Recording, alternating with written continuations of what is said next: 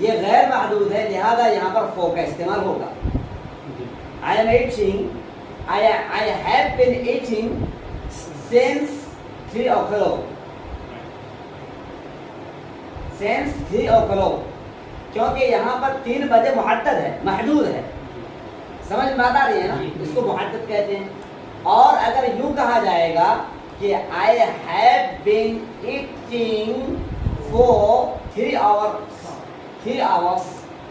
میں 3 گھنٹے سے کھا رہا ہوں تو فور کا استعمال ہوگا. تو وہی یہاں پر ہے، ظرف زمان ایک محدود ہوا کرتا ہے اور ظرف زمان ایک غیر محدود ہوتا ہے.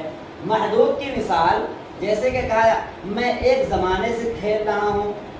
دہرن کا جو استعمال دہر ہوتا ہے، دہر یہ زمان، یہ سب وہ الفاظ ہیں جو غیر محدود ہیں اور غیر محدود ہیں. اور محدود کی مثال 3